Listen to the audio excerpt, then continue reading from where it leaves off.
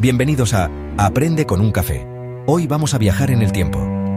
Nos vamos a un país que ya no existe en los mapas. Un país que durante 40 años representó una de las dos Alemanias. Hablamos de la República Democrática Alemana, la RDA. O como muchos la conocían, Alemania Oriental. Su historia es la historia de la Guerra Fría. Es la historia de un muro que partió una ciudad, familias y un país entero. Entender qué fue la RDA es clave para comprender la Europa del siglo XX. Y también para entender la Alemania de hoy, un país que sigue lidiando con las cicatrices de esa división. Este no es un simple relato de ganadores y perdedores. Es el análisis de un experimento social y político a gran escala. Un experimento que pretendía construir el socialismo en suelo alemán. Para sus defensores, fue un intento de crear una sociedad más justa, antifascista y sin las desigualdades del capitalismo. Un Estado de los trabajadores. Para sus detractores, fue una dictadura. Un régimen que suprimió las libertades, que vigiló a sus ciudadanos y que los encerró tras un muro de hormigón. La verdad, como casi siempre, tiene muchos matices y se encuentra en los detalles de la vida de la gente. Vamos a recorrer su historia desde el principio, desde las ruinas de la Segunda Guerra Mundial hasta su desaparición en 1990. Veremos cómo se fundó este Estado bajo la atenta mirada de la Unión Soviética. Analizaremos su sistema político, dominado por un único partido. Estudiaremos su economía planificada, que prometía pleno empleo pero que acabó generando escasez.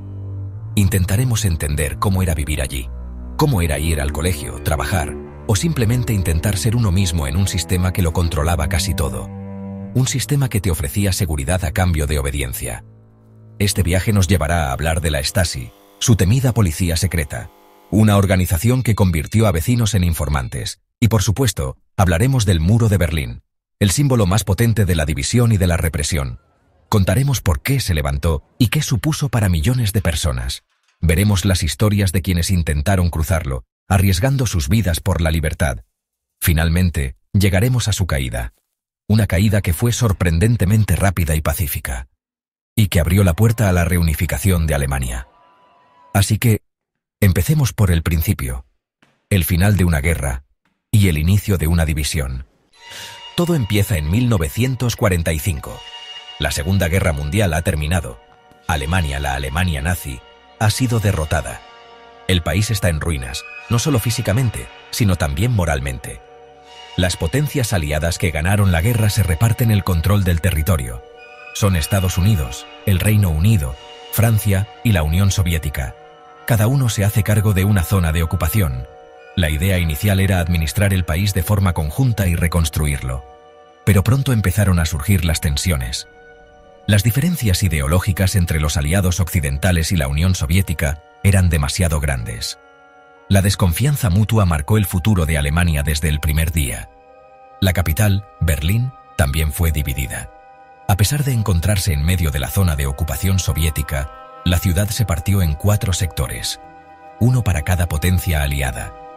Esto convirtió a Berlín en un punto caliente, un microcosmos de la división que se estaba gestando a nivel global. La cooperación entre los soviéticos y los occidentales se fue rompiendo poco a poco. Cada bando empezó a aplicar sus propias políticas en su zona. Los occidentales, con el Plan Marshall, impulsaron una economía de mercado. Los soviéticos, por su parte, impusieron un modelo comunista, con expropiaciones y control estatal. Alemania se estaba partiendo en dos. El punto de no retorno llegó en 1948. Los aliados occidentales decidieron crear una nueva moneda para sus zonas, el Deutsche Mark. Querían reactivar la economía. La Unión Soviética vio esto como una provocación, como un paso definitivo hacia la creación de un Estado alemán occidental capitalista. Su respuesta fue drástica. Stalin ordenó el bloqueo de Berlín. Cortó todos los accesos terrestres a los sectores occidentales de la ciudad. Su objetivo era forzar a los aliados a abandonar Berlín. Dejar que toda la ciudad cayera bajo control soviético. Fue el primer gran enfrentamiento de la Guerra Fría. La respuesta de Estados Unidos y sus aliados fue el puente aéreo de Berlín. Durante casi un año, aviones de carga estuvieron llevando suministros a Berlín Occidental, comida, carbón, medicinas, todo lo necesario para que 2 millones de personas pudieran sobrevivir. Fue una demostración de fuerza y de compromiso. El bloqueo fracasó, y Stalin tuvo que levantarlo en mayo de 1949. Pero la división ya era un hecho. Ese mismo mes, las tres zonas occidentales se unieron para formar la República Federal de Alemania, la RFA, Alemania Occidental.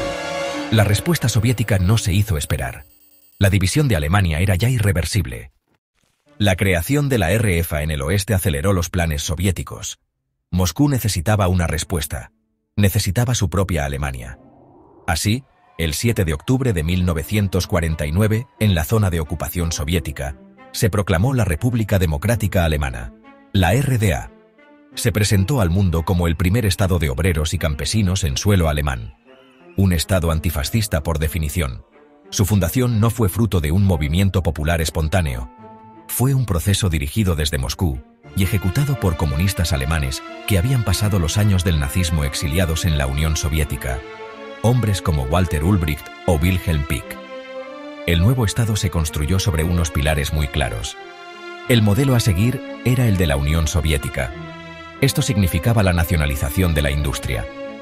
Las grandes empresas, los bancos y las tierras fueron expropiadas. Pasaron a ser propiedad del pueblo, lo que en la práctica significaba propiedad del Estado. Se estableció una economía centralizada y planificada. El gobierno, a través de planes quinquenales, decidía qué se producía, cuánto y a qué precio.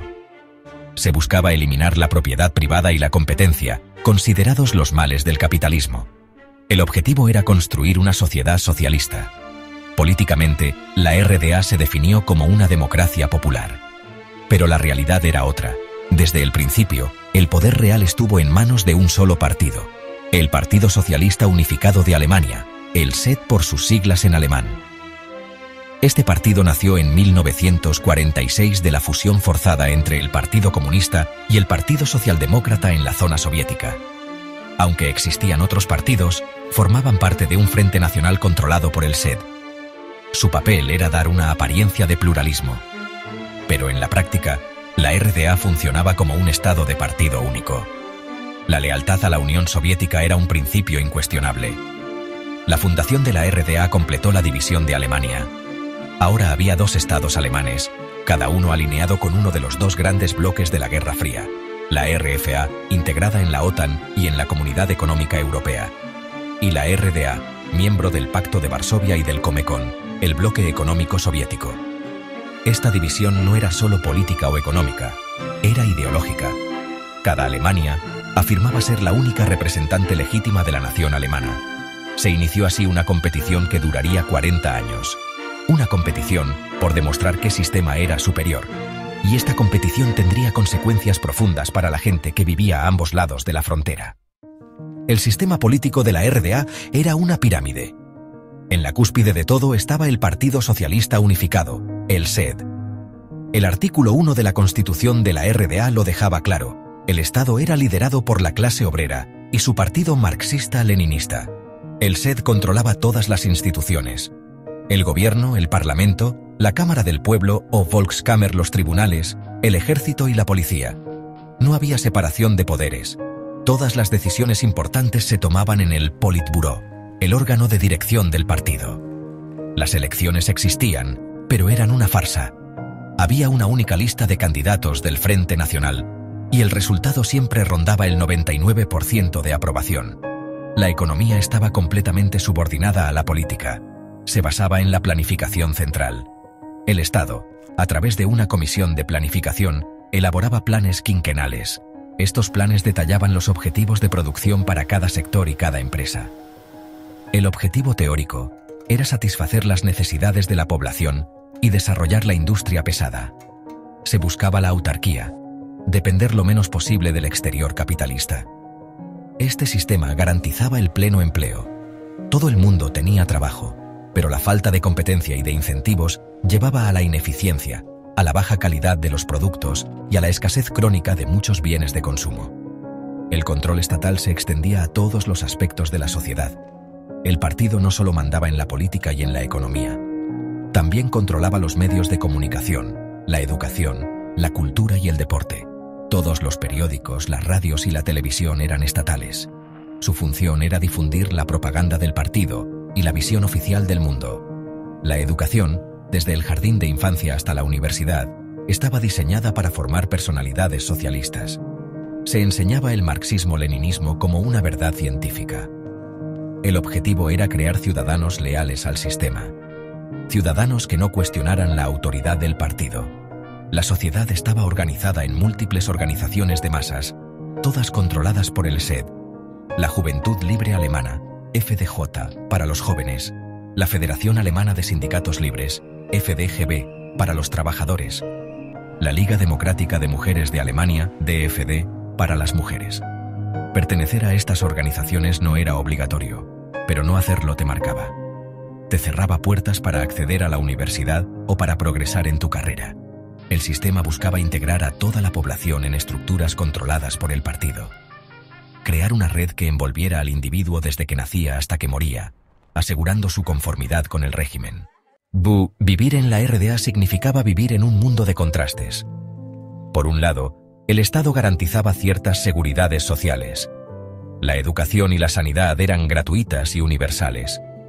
El alquiler de la vivienda era muy bajo. El desempleo, oficialmente, no existía. Para muchas personas, especialmente las que venían de la pobreza de la posguerra, esto representaba un progreso. El sistema ofrecía una vida predecible y sin grandes sobresaltos económicos. Había una sensación de comunidad y de propósito compartido, al menos en la superficie. La propaganda oficial hablaba constantemente de los logros del socialismo y de la superioridad moral frente al capitalismo decadente de Occidente. Pero bajo esa superficie, la realidad era más compleja. La falta de libertades era el precio a pagar por esa seguridad. No había libertad de expresión, ni de prensa, ni de asociación. Criticar al gobierno o al partido podía tener consecuencias muy graves, desde perder el trabajo hasta acabar en la cárcel. La gente aprendió a vivir una doble vida. Una vida pública, donde se mostraba conformidad y se repetían las consignas oficiales. Y una vida privada, en el refugio del hogar o con amigos de confianza, donde se podía hablar con más sinceridad. Este espacio privado, o nicho, era fundamental para mantener la salud mental. El sistema educativo estaba completamente ideologizado. Desde pequeños, a los niños se les inculcaban los valores del socialismo. Se les enseñaba a admirar a los líderes del partido y a la Unión Soviética.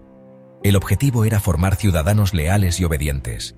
El acceso a la educación superior no solo dependía de las notas. También dependía de la actitud política del estudiante y de su familia. Un joven que no quisiera unirse a la Juventud Libre Alemana o que fuera de una familia religiosa, lo tenía muy difícil para llegar a la universidad. El sistema premiaba la conformidad y castigaba la disidencia. La cultura también estaba controlada por el Estado. Artistas, escritores y músicos tenían que seguir la línea del realismo socialista. Esto significaba crear obras que glorificaran al trabajador y los logros del socialismo. La censura era omnipresente. Cualquier obra que se considerara crítica con el sistema o decadente era prohibida. A pesar de todo, muchos artistas encontraron formas sutiles de expresar su inconformidad. Usaban metáforas y dobles sentidos para burlar a los censores. Y la gente, ávida de información del exterior, sintonizaba en secreto las radios y televisiones de Alemania Occidental, una ventana a otro mundo que el régimen no podía cerrar del todo. Si había una institución que encarnaba el control del Estado en la RDA, esa era la Stasi. Su nombre oficial era Ministerio para la Seguridad del Estado, o Ministerium für Staatssicherheit. Su lema era el escudo y la espada del partido. Su misión era proteger al régimen de cualquier amenaza interna o externa. En la práctica, esto significaba vigilar a su propia población. La Stasi fue una de las policías secretas más eficaces y represivas de la historia. Su objetivo era saberlo todo de todos, prevenir cualquier tipo de oposición antes de que pudiera surgir. Su método principal no era tanto la violencia física, aunque también la usaba, sino la intimidación psicológica. El tamaño de la Stasi era descomunal. En 1989, tenía más de 91.000 empleados a tiempo completo, pero su verdadero poder residía en su red de informantes, los llamados colaboradores no oficiales, o inoffizielle Mitarbeiter. Se estima que llegó a haber cerca de 189.000 de estos informantes. Eran ciudadanos corrientes que espiaban a sus compañeros de trabajo, a sus vecinos, a sus amigos e incluso a sus propios familiares. Lo hacían por convicción ideológica, por presión, por chantaje o a cambio de pequeños beneficios. Esta red de delación creó un clima de miedo y desconfianza que envenenó a la sociedad. Nunca sabías si la persona con la que hablabas era un informante. Los métodos de la Stasi eran sofisticados y exhaustivos. Intervenían teléfonos, abrían el correo postal, instalaban micrófonos en las casas. Realizaban seguimientos y vigilancias constantes sobre cualquier persona considerada sospechosa. Acumularon archivos sobre millones de ciudadanos. Se guardaba todo, desde informes sobre conversaciones privadas hasta análisis de la caligrafía. Pero su técnica más temida era la Zersetzung, que se puede traducir como descomposición o desgaste. Consistía en destruir la vida de una persona sin que ésta se diera cuenta de que era la Stasi quien estaba detrás. Le hacían perder el trabajo, rompían sus amistades, difundían rumores falsos. Era una forma de aniquilación psicológica. El cuartel general de la Stasi en Berlín, en la calle Normannenstrasse, era un complejo enorme, un estado dentro del estado. Desde allí, su ministro, Erich Mielke, dirigió la organización durante más de 30 años. Él y sus hombres se veían a sí mismos como los guardianes de la revolución, los chequistas que defendían el socialismo de sus enemigos. Tras la caída del muro, los ciudadanos tomaron estas oficinas para evitar que se destruyeran los archivos. Hoy, esos archivos se pueden consultar. Millones de personas han descubierto que fueron espiadas por sus seres más cercanos. Las heridas que dejó la Stasi en la sociedad alemana son profundas y tardarán generaciones en cicatrizar. A finales de los años 50, la RDA se enfrentaba a un problema grave. Estaba perdiendo a su gente. Desde su fundación en 1949 hasta 1961, casi 3 millones de personas habían abandonado el país. La mayoría lo hacía a través de Berlín. La ciudad era la última puerta abierta hacia Occidente. Era muy fácil pasar del sector soviético a los sectores occidentales, y desde allí tomar un avión hacia la República Federal. Los que se iban eran sobre todo jóvenes y trabajadores cualificados, médicos, ingenieros, profesores. Era una sangría de capital humano que amenazaba con colapsar la economía y la sociedad de la RDA. El paraíso de los trabajadores se estaba quedando vacío. El gobierno de la RDA y sus protectores en Moscú decidieron que la única solución era cerrar esa última escapatoria. Tenían que construir una barrera física. El líder de la RDA, Walter Ulbricht, había negado públicamente en junio de 1961 que tuviera intención de construir un muro. Nadie tiene la intención de construir un muro, dijo. Fue una de las grandes mentiras de la historia. 2 meses después, en la noche del 12 al 13 de agosto de 1961, la operación comenzó. Soldados y policías de la RDA desplegaron alambre de espino a lo largo de la frontera que separaba Berlín Este de Berlín Occidental. En pocos días, ese alambre se convirtió en un muro de hormigón. El muro de Berlín partió la ciudad en 2 de la noche a la mañana. Familias quedaron separadas. Amigos que vivían a pocas calles de distancia ya no podían verse. Trabajadores que cruzaban la frontera cada día para ir a su empleo en el oeste se quedaron atrapados en el este.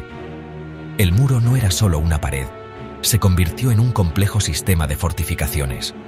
Tenía más de 155 kilómetros de largo.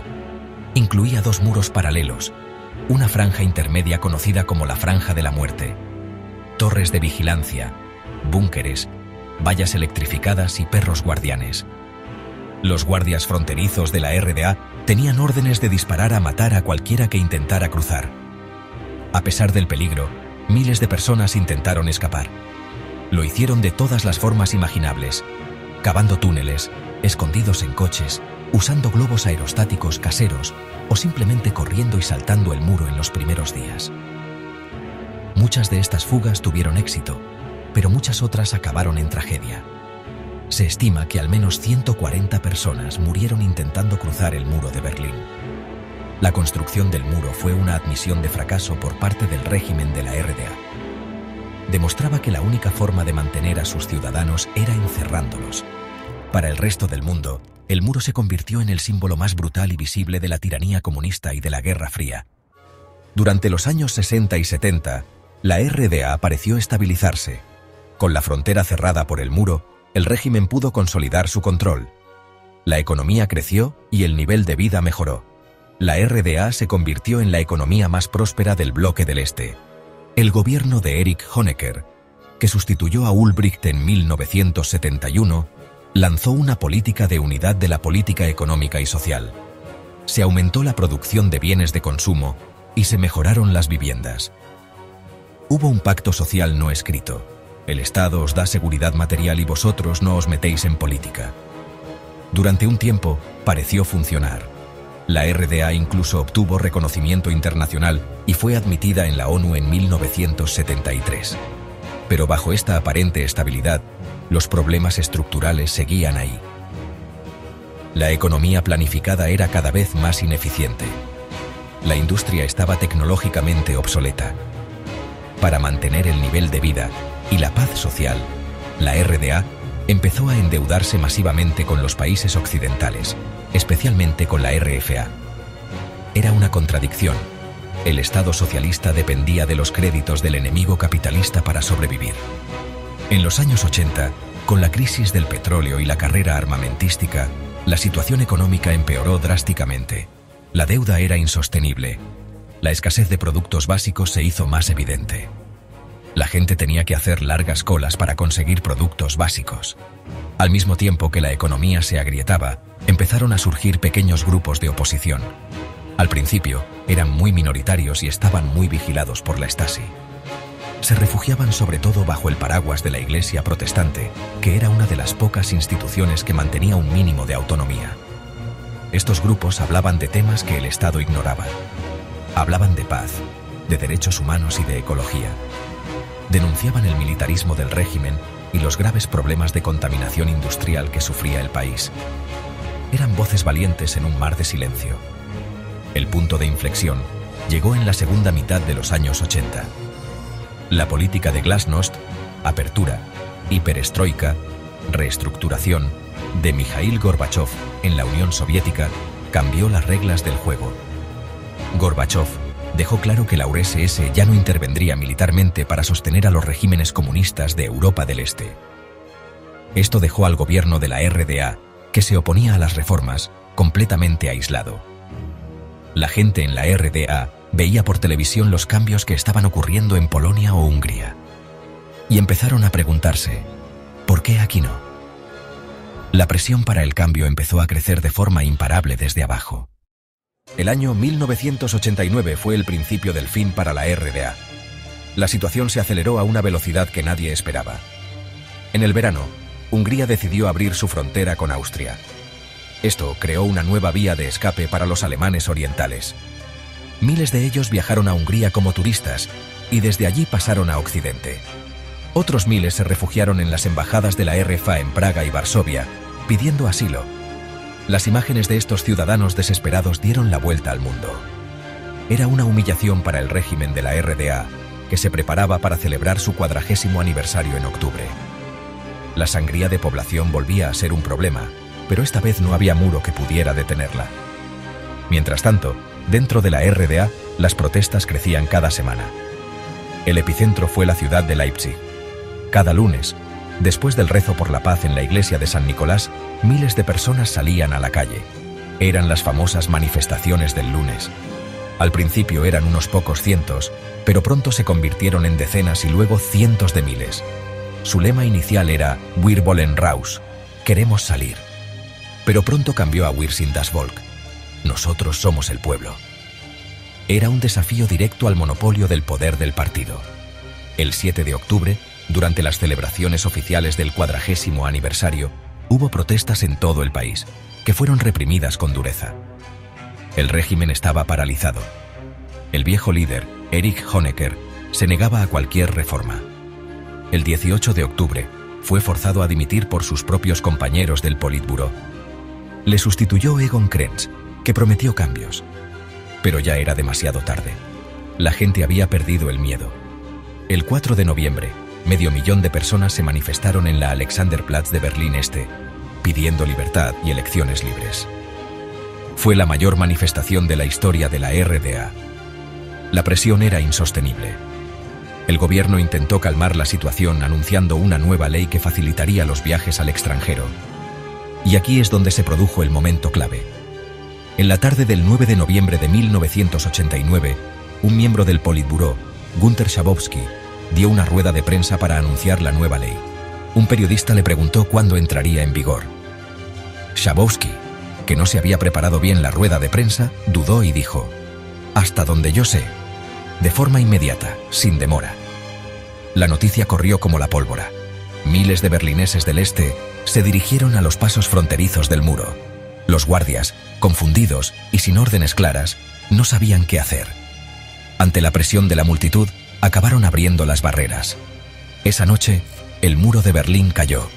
Fue una fiesta de libertad, con gente de ambos lados abrazándose y celebrando sobre el muro. La RDA tenía los días contados. La caída del muro de Berlín desencadenó un proceso vertiginoso.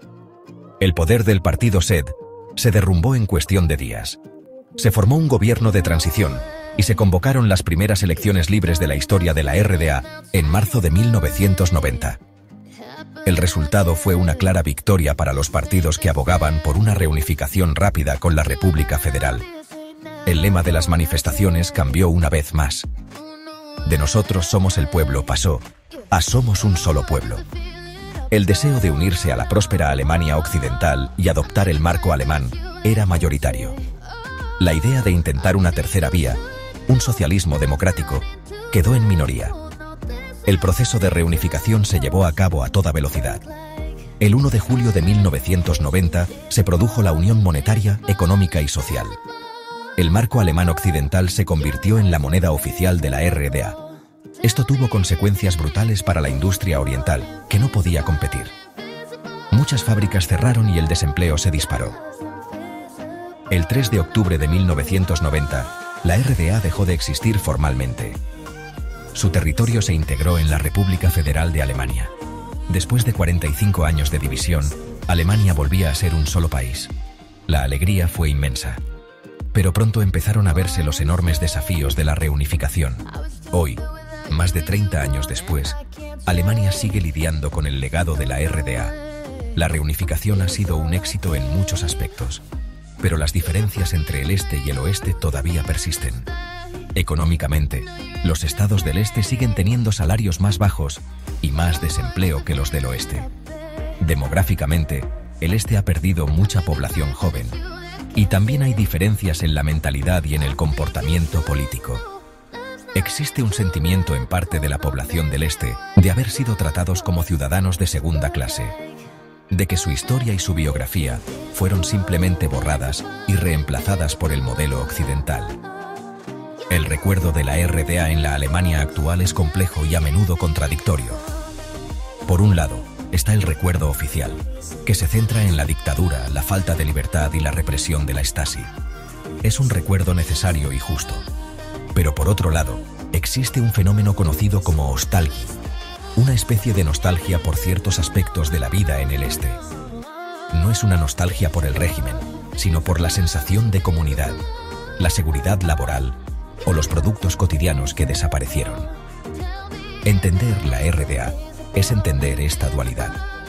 La historia de un Estado que prometió un futuro mejor, pero que para ello tuvo que encerrar a sus ciudadanos. Una lección de la historia que no debemos olvidar. Gracias por acompañarnos en este viaje. No olvides dar like, suscribirte y activar la campanita de notificaciones para no perderte ningún video. Hasta la próxima.